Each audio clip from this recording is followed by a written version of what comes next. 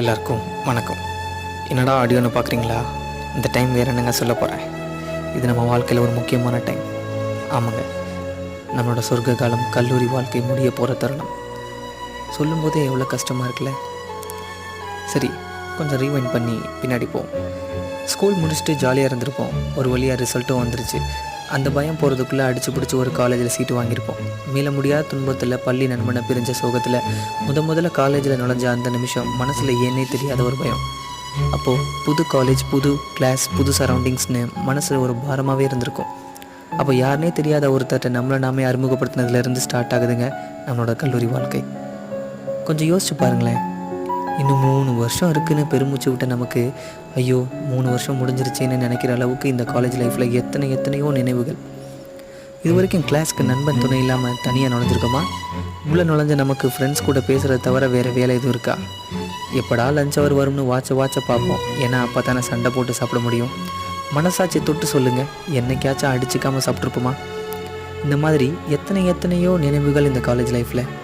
நமக்கு மாங்குன்னு சொல்லி கொடுத்த டீச்சர்ஸை என்னைக்காச்சும் மதிச்சிருக்கோமா? இல்லை காட்டுத்தனமாக கத்தி சொல்லி கொடுத்ததான் கவனிச்சிருப்போமா? கிளாஸ் நடக்கும்போது அரட்டை அடிக்கிறது, சாப்பாடு சாப்பிட்றது, திருட்டுத்தனமாக ஃபோன் யூஸ் பண்ணுற சந்தோஷங்கள்லாம் லாஸ்ட் பெஞ்சர்ஸுக்குன்னே எழுதி வச்ச ஒன்று. ஓடிங்கிற பேரில் ஊர் சுற்றுறது, ஃப்ரெண்ட்ஸ் கூட படத்துக்கு போகிறது, கட்டடிச்சிட்டு ஊர் சுற்றுறது, எவ்வளோ ஞாபகங்கள். காலேஜ் டேன்னு ஒன்று வந்துட்டா போதுமே, நம்மளை யாருனாலையும் பிடிக்க முடியாது. நம்ம மட்டும் தனியாக தெரிவோம். கொஞ்சம் நஞ்ச ஆட்டமாக போட்டிருப்போம். சொல்லுங்கள், கல்ச்சுரல்ஸில் ஸ்டேஜில் ஆடினவனை விட நம்மளை மாதிரி கீழே ஆடினவன் தான் மாஸ்க் காமிச்சிருப்பான். எவ்வளோ பிரச்சனை, எவ்வளோ சண்டை, எவ்வளோ மிஸ் அண்டர்ஸ்டாண்டிங், நிறைய க்ரஷ், கொஞ்சம் லவ், சில லவ் ஃபெயிலியர்ஸ்னு ஒரு பட்டாளமே சுற்றிட்டுருக்குங்க. ஒன்று சொல்லுவாங்களே, இந்த உலகத்தில் எல்லா சொந்தங்களும் ஏதாச்சும் ஒன்று எதிர்பார்க்கும். எந்த வித எதிர்பார்ப்பும் இல்லாத ஒன்று நட்பு மட்டும்தான். அது உண்மைதாங்க. இந்த 3 வருஷத்தில் நண்பனுக்கு எதுனா ஒன்றுனா முதல்ல நிற்கிறது அவனோட நண்பனாக தான் இருக்கும். மட்டும் அன்றைக்கி கண்டிப்பாக நம்ம நண்பனும் வந்திருக்க மாட்டான்.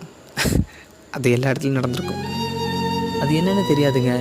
இந்த பசங்களுக்கு ஐடி கார்டை கழுத்தில் போடுறது என்னமோ ஒரு பாவச் செயல் மாதிரி தான் ஃபீல் பண்ணுவோம். உண்மை தானே?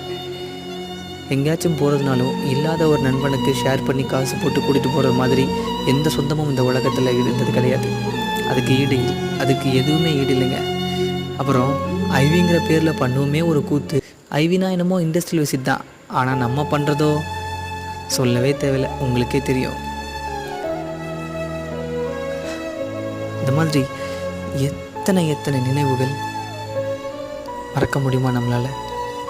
நம்மளோட காலேஜ் விண்டோ சொல்லுங்கள், எவ்வளோ பொண்ணுங்களை சைட் அடிச்சிருப்போன்னு. நம்ம காலேஜ் கேன்டீன் சேர் சொல்லும், எத்தனை கிளாஸ் கட் அடிச்சிருப்போன்னு. நம்மளோட காலேஜில் உள்ள மரம் ஃபுல்லாக சொல்லும், இப்படிலாம் லவ் பண்ணும்.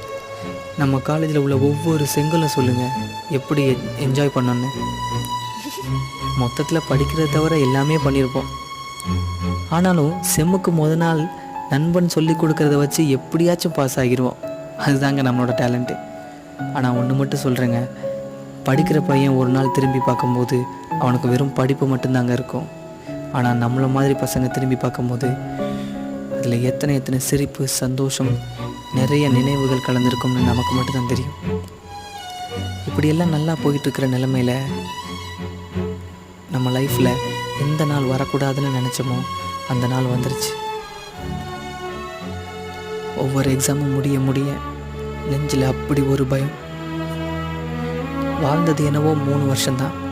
ஆனால் இந்த 3 வருஷத்தை வாழ்க்கையில் என்றைக்குமே மறக்க முடியாது.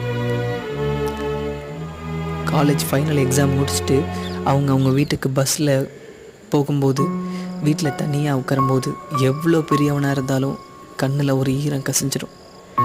நெஞ்சு அவ்வளோ பாரமாக இருக்கும். ஒவ்வொருத்தரும் ஒரு